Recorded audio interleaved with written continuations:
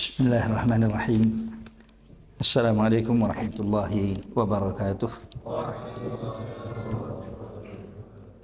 Innal hamdalillah nahmaduhu wa nasta'inuhu wa nastaghfiruh wa na'udzu billahi min shururi anfusina wa min sayyiati a'malina. May yahdihillahu fala mudilla lahu wa may yudlil fala hadiya lahu. Wa asyhadu an la ilaha illallah wahdahu la syarika lah. Wa asyhadu anna Muhammadan abduhu wa rasuluhu la nabiyya wa la rasula ba'dah. Subhanaka la ilma lana illa ma 'allamtana innaka antal alimul hakim. Allahumma fayassir wa la tu'assir wanfa' barik warham waftah lana futuhal arifin wa fahimna fahmal anbiya wal mursalin wa ibadikal mu'minin al awliya al muttaqin as-sadiqin wa 'anna ma'ahum bi rahmatika ya arhamar rahimin. Allahumma amin. Allahumma amin. Allahumma ansur ikhwanana al-mujahidin wal muttahidin min al-mu'minin wal makrubin fi Gaza wa fi Filistin wa fi kulli makanin bi rahmatika ya arhamar rahimin. Allahumma irfa' anhum balayahum, Allahumma afihim, Allahumma afihim. Wa ala man adana wa ala man adana wa adahum wa zalamana wa zalamahum min as-sahayinatil mala'in. Allahumma fantaqim minhum ajma'in. ومن عاونهم ومن ساندهم من الكافرين والمنافقين. اللهم خذهم أخذ عزيز مقتدر. اللهم خذهم أخذ عزيز مقتدر لا يقدر على ذلك إلا أنت. اللهم آمين. اللهم آمين. Alhamdulillah, pada kesempatan sore hari ini kita ditakdirkan oleh Allah Subhanahu wa taala untuk bisa menyambung kajian rutin yang diadakan di Ma'had Minhajul Hayah ini. Setelah sekitar setengah tahun kita libur, nggak tahu libur apa namanya, panjang sekali ya. Atau bahkan mungkin lebih, libur panjang sekali, di mana dahulu ketika kita memulai kajian di sini, saya memilih untuk mencuil bagian dari bagian-bagian kitab yang ada di Sahih Bukhari. Tujuannya satu, bagi saya sendiri untuk mengulang. Dua, bagi antum semuanya yang sudah pernah tahu juga untuk mengulang dan perdalami. Sedang yang ketiga, bagi yang belum tahu untuk mempelajarinya. Kitab itu adalah kitab Riqaq, atau di dalam Sahih Muslim atau kitab-kitab yang lain terkadang disebut dengan Kitabu Ar-Raqa'iq ya. Kitab yang berbicara tentang, atau bab yang berbicara tentang dalil-dalil syar'i yang ditujukan dengannya untuk meluluhkan hati. Meluluhkan hati.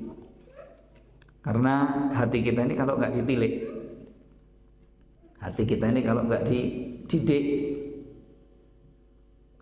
kalau nggak digubris, dia layaknya fisik.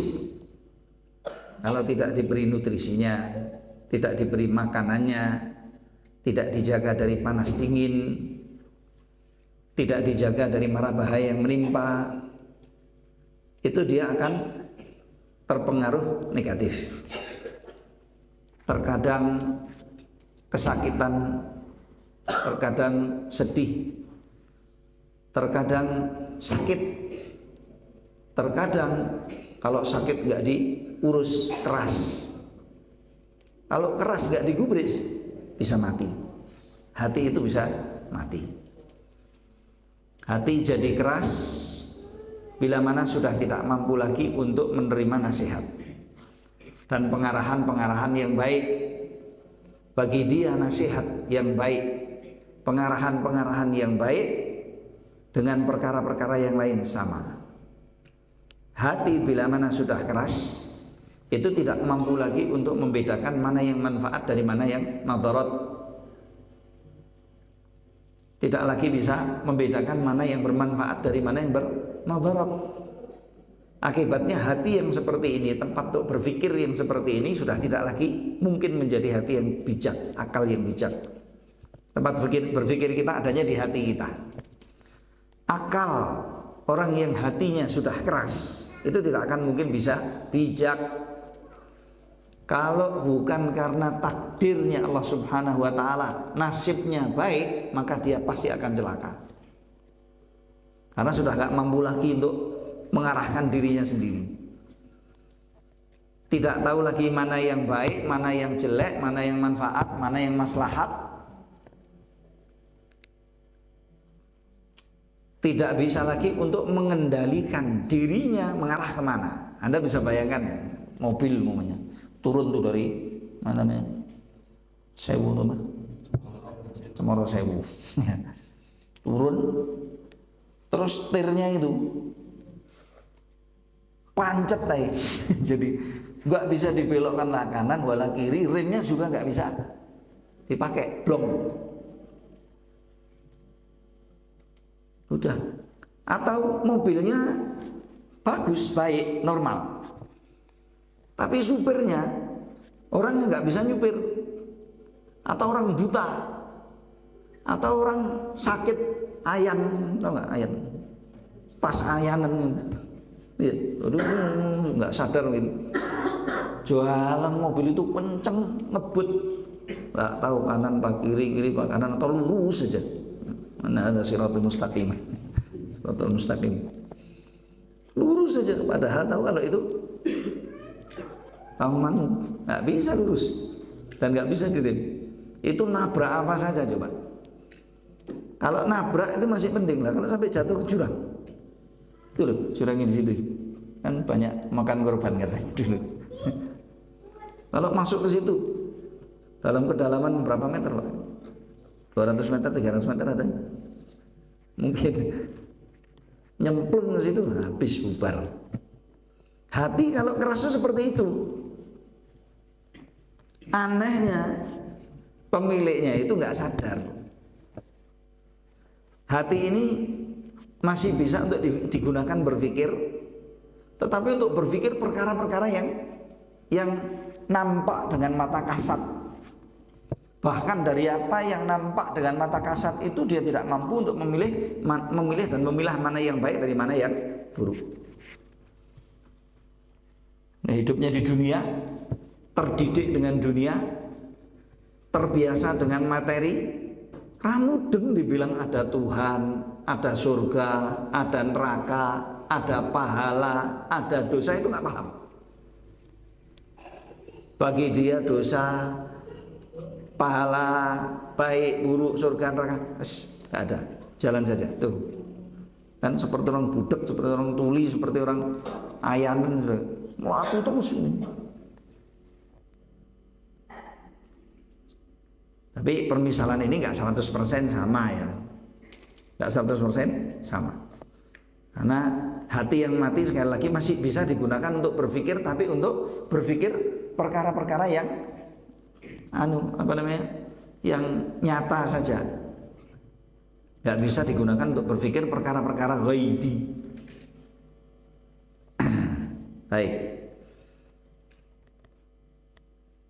Nah ini pentingnya Kitabur Raqaiq. Jadi kan dalam Kitabur Raqaiq ini atau Kitabur Riqaq, dalam Kitabur Riqaq ini Imam Bukhari mengambil dan memilih dalil-dalil syar'i. Dalam kitab ada bab-bab. Nah di masing-masing bab-bab ini nanti beliau mendatangkan ayat-ayat biasanya atau potongan asar yang terpilih dan riwayat dari ahlul ilmi, baik para sahabat maupun selain sahabat Nabi.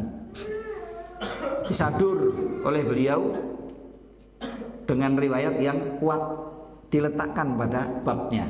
Kemudian setelah itu beliau meriwayatkan hadis-hadis Nabi yang sesuai dengan bab-bab tersebut, dipenuhi kitab bab tersebut dengan dalil-dalil yang kokoh dan sangat kuat, dan dijamin oleh beliau kalau ini memang sabda Nabi kita Muhammad SAW.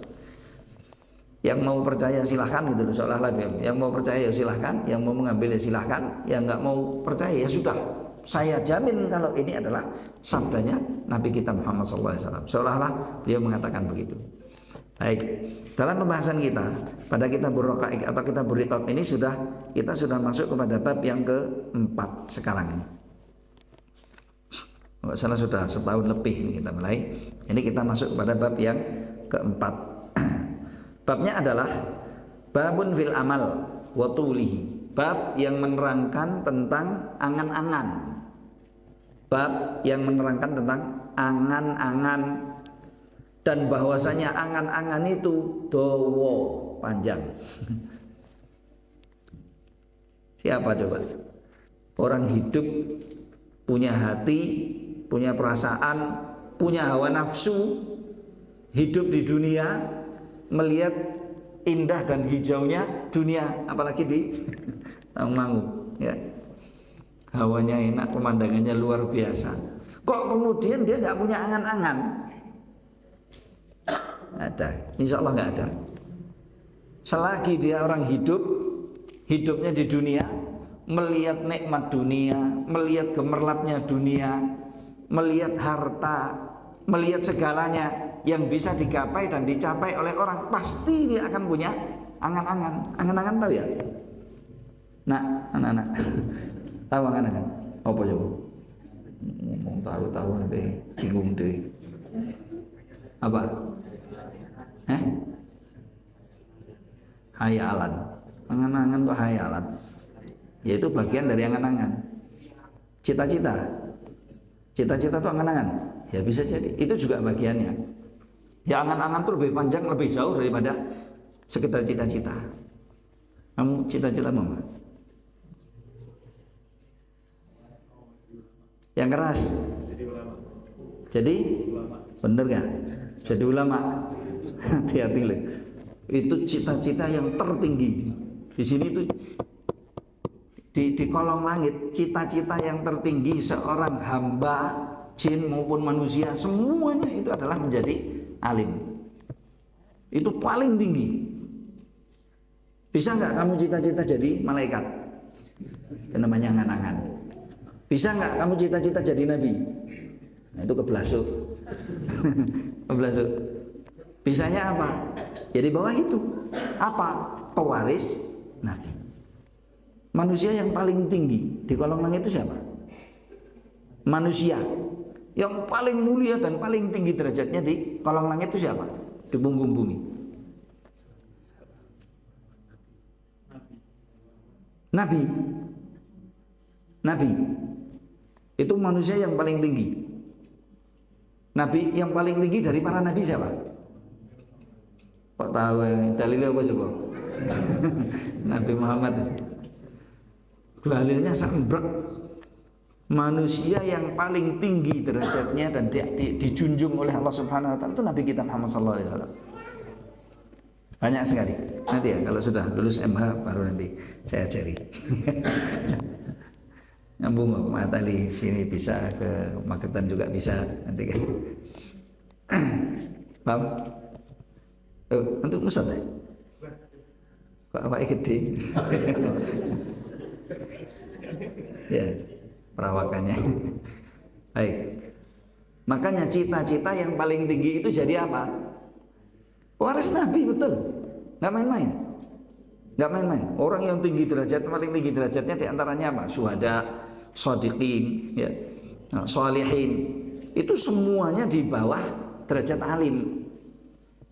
Tetapi alim yang amil, bukan sekedar orang yang hafal teks, tahu teori, tidak praktek dengan amal. Ketika kamu bercita-cita menjadi pewaris Nabi, itu cita-cita. Karena cita-cita itu bisa sesuatu keinginan, kemauan, dan angan-angan yang bisa untuk dicapai. Tetapi kalau sudah nggak bisa dicapai, itu namanya angan-angan saja, gitu. Angan-angan. Ya. Paham ya? Sesuatu yang diharap bisa diharap sama sesuatu yang nggak bisa diharap. Ya. Marju sama mutamanna. Sesuatu yang marju itu bisa diharap. setinggi apapun, seberat apapun, sebesar apapun, tapi masih bisa kita berharap untuk sampai ke sana dan kita berusaha. Dan real ada orang-orang yang sampai ke derajat tersebut, itu marju, diharap. Tetapi kalau keinginan pada sesuatu yang tidak mungkin bisa dicapai, lah itu namanya umniyah. Dan seringkali umniyah itu diartikan sebagai angan-angan. Biasanya angan-angan orang hidup itu panjang.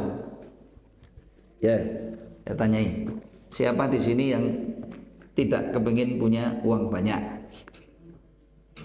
Siapa di sini yang tidak ingin punya rumah indah? Siapa di sini yang tidak ingin punya mobil bagus? Siapa di sini yang tidak ingin pakai pakaian yang baik? Siapa di sini yang tidak ingin, pokoknya semuanya punya nih apa, sawah ini kebun, ya, kebun yang banyak, kebun yang menghasilkan, usaha yang sukses. Siapa yang nggak kepengin? Kalau kalian masih belum paham mungkin, ya, belum seberapa paham. Tapi belum seberapa paham saja sudah punya angan-angan. Soyo meneh nek wis mudeng gitu. Iya, punya angan-angan. Pengen HP enggak? Yang jujur, pengen HP enggak? Pengen HP enggak? Nah, jangan bohong loh. Angan-angan toh. Belum duwe apa-apa wis pengen. Belum punya apa-apa sudah enggak karu-karuan. Dan maunya mau yang Nokia apa mau yang Samsung apa? Loh kan tuh. Wis ngono banter sisan. Raisin cah-cah dunia. Coba alim, hafid, hafid hadis, hafid Quran, hafid ini ya, itu baru kena Samsung. Itu umniyah. Umniyah. Ada yang halal, ada yang haram, ada yang mubah, ada yang makruh, ada yang pantas, tapi ada juga yang nggak pantas. Angan-angan kalau bermanfaat dan baik, monggo silahkan. Bermanfaat baik, mendukung untuk kita jadi orang yang sukses di dunia kita maupun di akhirat, terutamanya akhirat. Itu angan-angan yang baik dan bisa untuk dituju. Dan namanya angan-angan pasti panjang, pasti jauh. Ini yang tua-tua aja lah, nih. Yang masih yang anak nanti dulu ya, anak muda. Yang masih muda-muda. Pak, kalau ngelihat tetangga punya mobil baru itu jenengan anu Pak.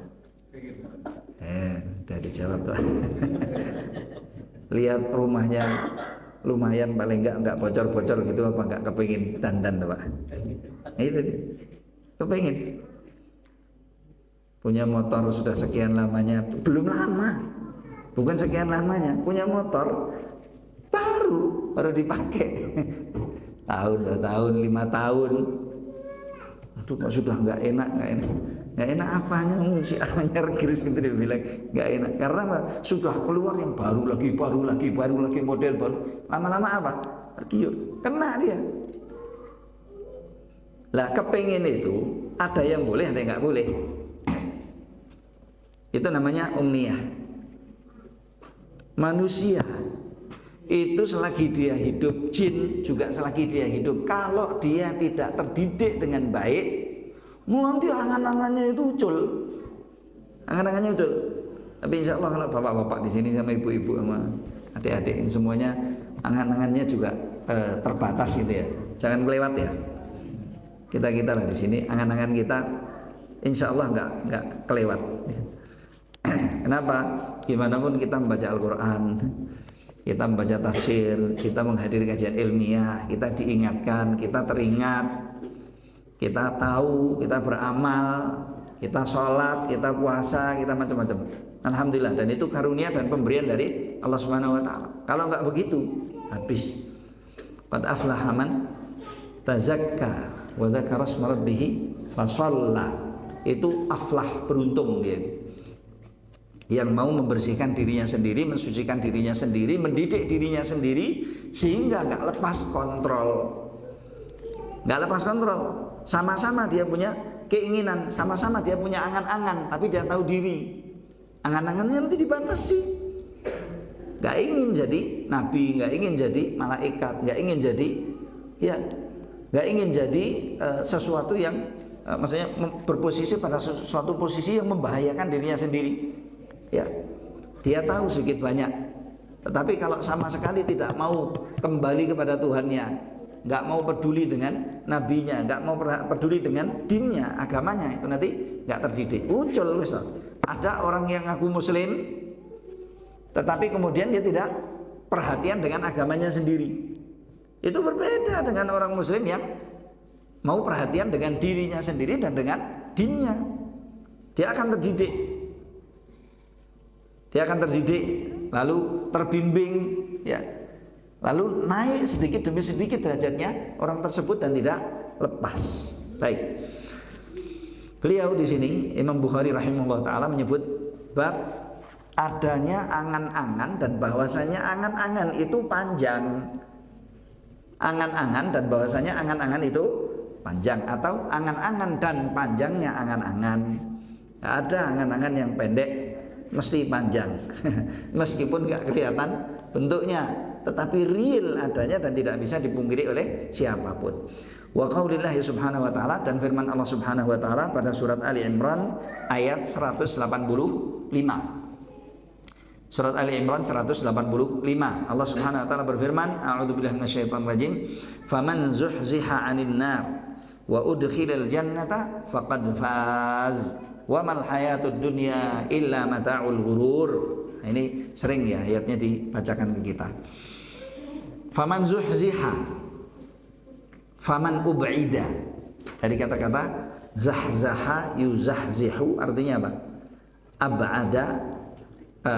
Ab'ada yub'idu.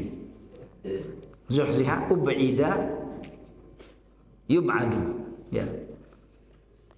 Ub'ida artinya apa? Dijauhkan. Ub'ida dijauhkan. Tetapi kata-kata ub'ida nggak bisa mewakili kata-kata zuhziha 100%. Kenapa? Kata-kata zahzaha yuzahzihu itu artinya lebih berat, lebih dalam ketimbang kata-kata ab'ada yub'idu. Sampai sebutannya pun lebih mudah. Ab'ada yub'idu, gampang tak? Zahzaha yuzahzihu, abot. Maka ini kata-kata ini yang dipilih oleh Allah Subhanahu wa taala untuk masuk pada firman Allah Subhanahu wa taala surat Ali Imran ayat 185. Barang siapa yang dijauhkan oleh Allah dengan berat, diselamatkan oleh Allah dengan berat, dijauhkan dari apa? Neraka. Dijauhkan oleh Allah dari neraka dengan berat. Artinya apa?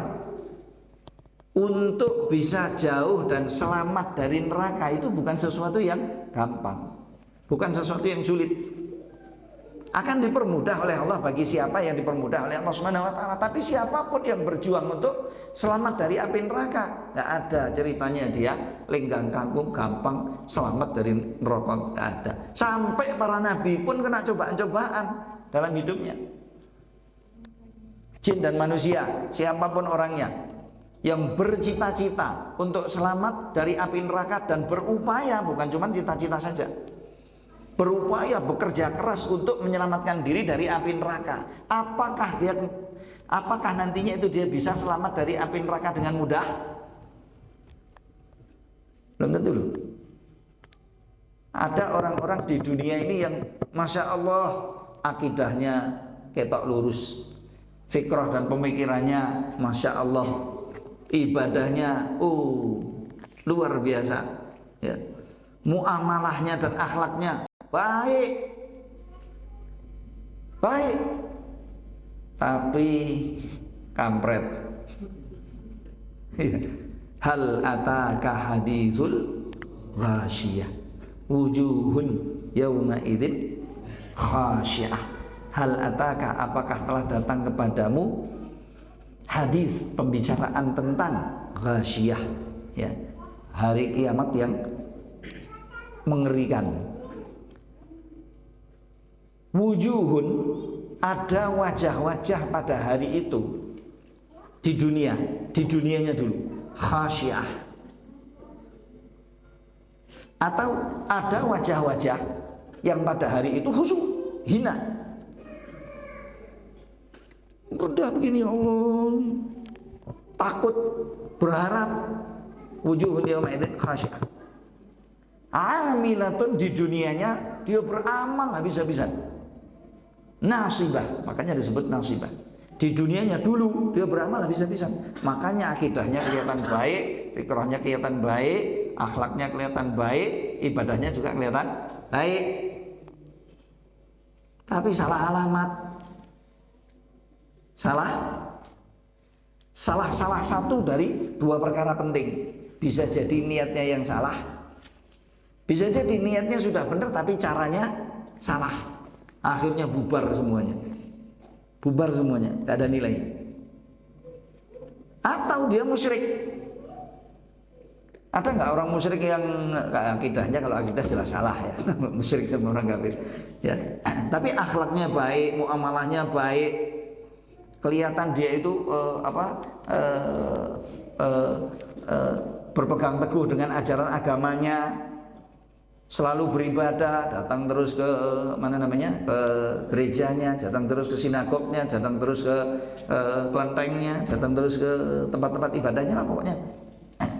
Dan diajari oleh agamanya agar supaya berakhlak mulia, baik, muamalah dengan baik, baik di dunianya baik. Hal ataka hadithul ghasyah wujuhun yawma idzin khasyah amilatun, di dunianya beramal, nasibah, bahkan mati-matian. Habis umurnya cuma untuk itu tadi, beramal saleh dan lain sebagainya, kelihatannya saleh. Amilatun nasibah, tetapi di akhiratnya tasla naran hamiyah, masuk ke dalam api yang menyala-nyala. Umar bin Khattab radhiyallahu taala anhu ardahu, suatu saat di Syam, negeri Syam, ketika terjadi Fath Syam ya, Baitul Maqdis, pergi ke sana melihat seorang rahib yang sedang beribadah di di kanisa gerejanya. Pokoknya nggak tahu zikir atau wirid atau apa gitu, nggak tahu. Dia di situ duduk. Umar ketika melihat beliau itu nangis, ya Allah, kesian kali orang ini. Kenapa?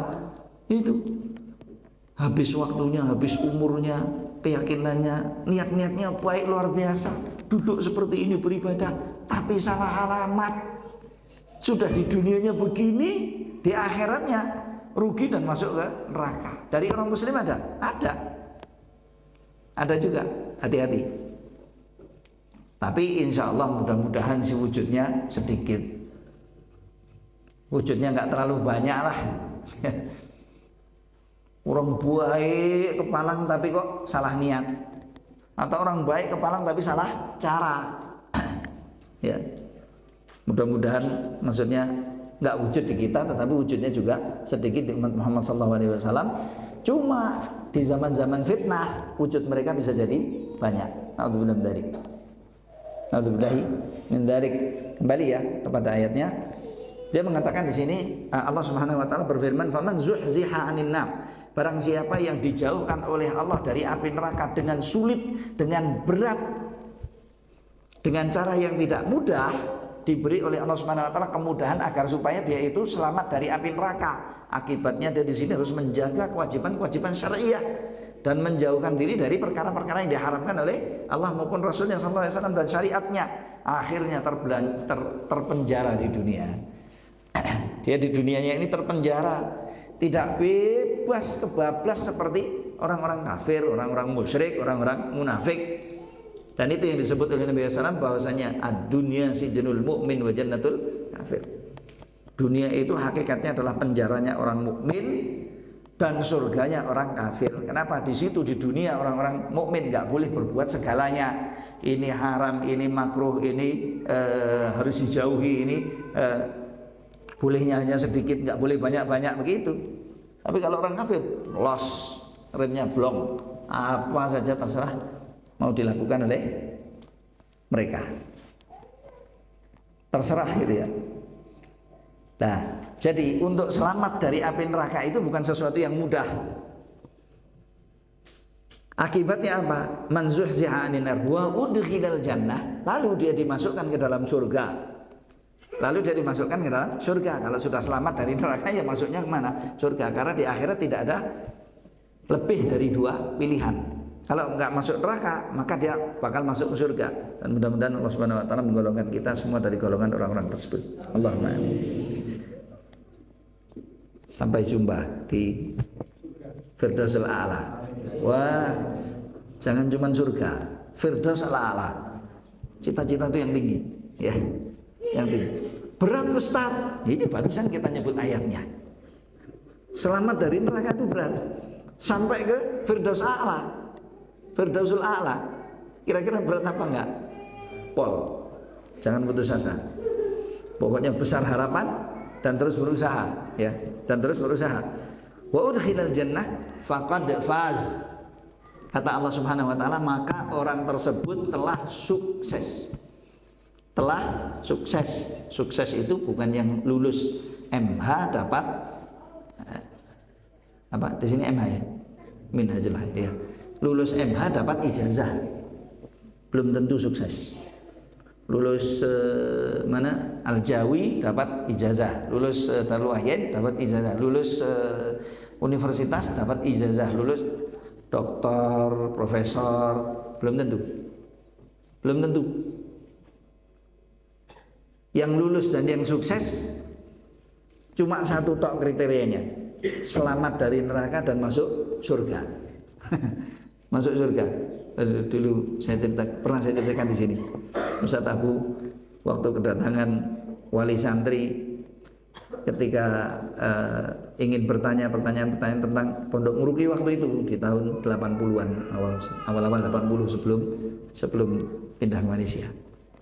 Ketika di perintisannya, Pak, Ustaz, ini apakah setelah bertanya banyak pertanyaan, apakah di Pondok Al Mukmin itu ada ijazahnya yang diakui, katanya. Diakui. Terus agar supaya nanti ya bisa bisa lebih mempermudah dan macam-macam. Jawabannya beliau satu. Mungkin terlalu banyak pertanyaan ke sana ke sini. Pak, yang sukses itu yang selamat dari neraka dan masuk surga. Kalau mau mana Anda suruh masuk sini, kalau nggak mau sana suruh keluar, nggak apa-apa, nggak usah masuk sini. Nah, itu singkat padat. Singkat padat. Yang sukses itu yang masuk surga, yang selamat dari api neraka dan yang masuk surga. Jadi bukan masalahnya punya ijazah, ijazahnya diakui atau enggak diakui, bisa nyambung atau enggak bisa nyambung, tidak. Cuma itu saja. Akhirnya diterima. Setelah pikir-pikir, ya sudah begini aja wis. Wallahu a'lam. Faman zuhziha 'anil nar wa udkhilal jannah faqad faz wa mal hayatud dunya illa mata'ul ghurur. Tidaklah kehidupan dunia ini kecuali suatu kenikmatan yang menipu. Tidaklah kecuali, berarti memang hakikat kehidupan dunia itu enggak lain dan enggak bukan. Maka jangan sampai salah, jangan sampai ragu gitu ya. Jangan sampai ragu. Artinya firman Allah Subhanahu wa taala, hakikat kehidupan dunia itu tak lebih daripada suatu kenikmatan yang menipu. Mau mengambil nikmat yang menipu ini banyak-banyak, ya silahkan, nanti Anda tertipu. Mau mengambil nikmat yang menipu ini cuma sedikit saja, ya monggo. Mau nggak mau ngambil sama sekali agar nggak tertipu, ya terserah. Cuma kuat apa ora gitu kan? Kuat apa enggak? Nggak mengambil nikmat ini yang menyebut Allah di dalam surat Ali Imran 185. Nanti pulang dari sini tolong dicek ya, ayat ini ada enggak satu, dan begini bunyinya atau enggak. Dan yang kedua, tolong dibaca tafsirnya.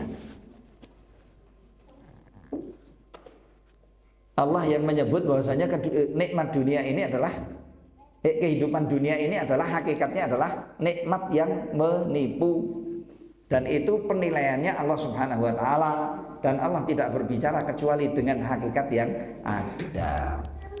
Cuma karena saya sama Anda ini manusia dan kita punya hawa nafsu,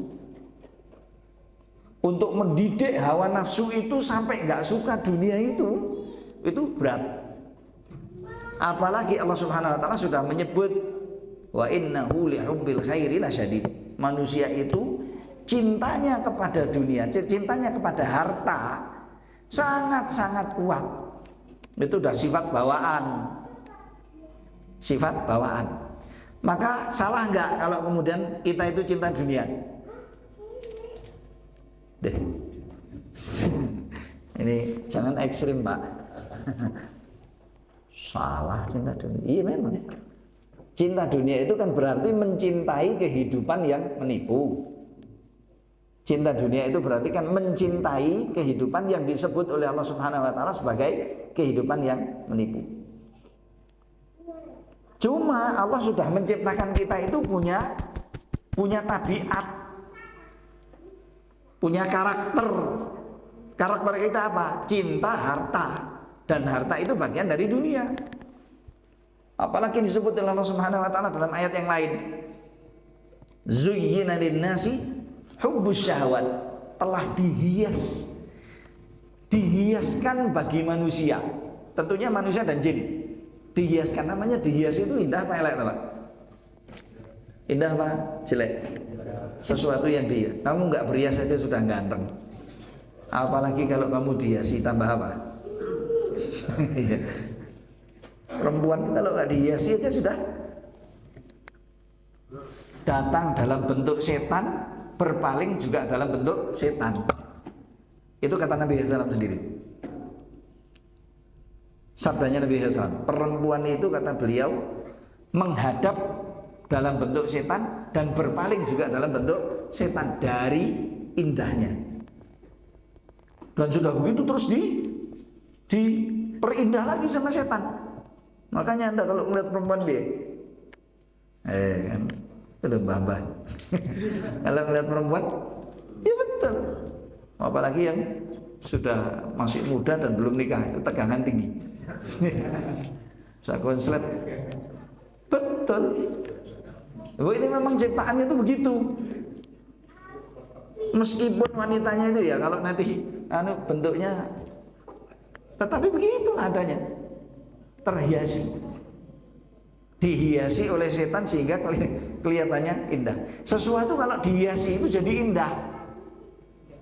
Dan Allah Subhanahu wa taala menyebut telah terhiasi bagi kita semuanya. Apa yang dihiasi? Terhiasi bagi kita. Hubbus syahwat, cinta syahwat. Dari zuyyina lin-nas hubbus syahwat min an-nisa. Wanita-wanita tadi sudah kita sebutkan. Terus al-banin. Apa al-banin? Anak-anak lelaki. Yang disebut itu adalah anak-anak lelaki yang menyambung. Perempuan juga sebetulnya sama. Tetapi kebanggaan orang-orang Arab dulu itu begitu. Kalau dapat anak lelaki mereka bangga dan suka. Kalau dapat anak wanita dulu zaman jahiliyahnya loh ya, itu adat dan kebiasaannya dan budayanya dulu orang-orang. Kalau dapat putri, istrinya melahirkan putri, itu merasa dapat tamparan dan merasa dia itu sedang dalam keadaan sial. Makanya disebut oleh Allah Subhanahu wa taala di sini banin. Karena kebanggaan. Dulu, kalau sekarang laki-laki, perempuan semuanya sama-sama membanggakan. Asalkan apa? Soleh, muslim, kena gitu ya. Makanya kami membanggakan nanti. Jangan ya mengecewakan ya. Banin wal qanatir al muqantarah, harta yang numplek jumlahnya banyak. Nek duit itu sampai pirang triliun kemarin yang untuk Trump itu. Berapa? Yang dihadiahkan buat Trump itu loh. Yang kemarin itu dihadiahkan sama sapi perah. Tahu berapa triliun dolar? Ya, berapa triliun dolar yang nggak masuk $1 pun ke Gaza untuk makani kaum muslimin hari-hari ini. Sedangkan yang hancurkan Gaza siapa? Trump. Malah itu ya mu'allafah qulubuhum, mudah-mudahan sih Mudah-mudahan. Kamu nggak mau amin. Kenapa nggak ngamini? Karena udah cetro sekali satu betoknya. Tapi qulubul ibad baina isba'in min asabi'ir rahman. Hati-hatinya manusia, hati-hatinya hamba itu, kata Nabi SAW sambil menunjuk begini lagi, di antara dua jemarinya Allah Subhanahu wa taala yaqlibuha kaifa sya. Allah membolak-baliknya bagaimanapun yang ia kehendaki. Ini sekarang Trump ini juga lagi aneh ini, lagi nyeleneh. Biasa umum makhluk nyeleneh begitu. Jadi kok lagi berseberangan sama setan Yahoo, siapa? Apa? Setan Yahoo ya. Pokoknya lagi nyebrang, lagi padu, lagi nggak sehawa dengan dia, malah hawanya ke muslimin. Tapi ya sudahlah, kotor nanti majelis kita nyebut-nyebut nama itu. Intinya harta yang banyak itu disukai oleh semua orang, disukai oleh semua orang. Kalau kamu berusaha tiba-tiba dapat keuntungannya banyak, itu kira-kira malah nangis apa? Iya, kan seneng. Jangan lupa nanti kewajiban-kewajibannya dari harta itu ya. Atau diberi oleh orang diam-diam, tiba-tiba ada yang datang pada Anda kemudian ngasih sak karung dolar kabeh, tapi ya atau emas semuanya.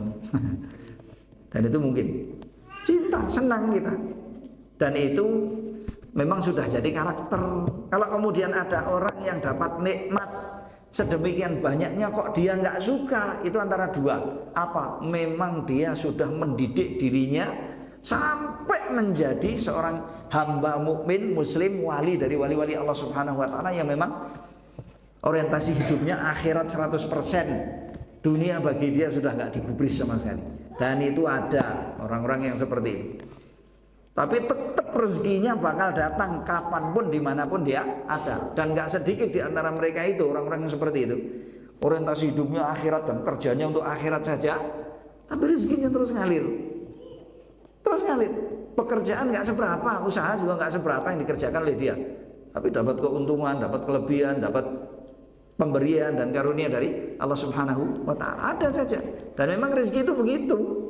Rezeki itu sudah ditetapkan oleh Allah bagi masing-masing hamba dengan kadarnya dan dengan jumlahnya, tidak akan bertambah dan tidak akan berkurang. 50.000 tahun sebelum menciptakan langit dan bumi. Makanya kalau kita selalu ngejar habis-habisan, apalagi sampai berkorban dengan akidah kita, ibadah kita, akhlak kita, dan agama kita, tujuan hidup kita, nah itu bubar, rusak ini.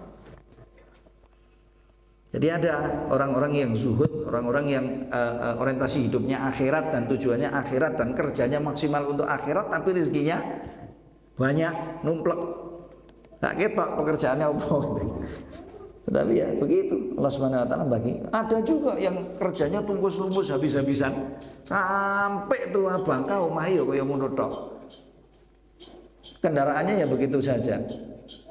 Hartanya ya cuman segitu saja, tapi habis waktunya dan umurnya untuk cari dunia. Ada. Kenapa? Rezeki sudah ditetapkan oleh Allah Subhanahu wa taala. Ya. Cinta harta, kemudian wal qanatiril muqantarati minadz dzahab wal fiddah, emas, perak dan lain sebagainya ya. Itu sudah ditazyin, dihiaskan oleh Allah dalam hati jin dan manusia, yang kemudian hati itu diberi syahwat. Malaikat punya hati untuk berpikir, tetapi nggak diberi syahwat oleh Allah, makanya nggak bisa maksiat, belas nggak kenal maksiat dan nggak doyan maksiat itu sekecil apapun dia nggak doyan. Kenapa? Nggak punya syahwat. Saya sama Anda, syahwatnya berapi-api. Makanya yang selamat dari api neraka itu beruntung, dia bakal masuk surga. Dan yang selamat dari api neraka itu yang mampu untuk menekan bara syahwatnya. Dalam praktek beribadah kepada Allah Subhanahu wa taala, ibadahnya, kewajibannya dijaga dan maksiatnya dijauhi. Meskipun kita ya keceklong terus. Kenapa? Syahwat itu nggak main-main itu.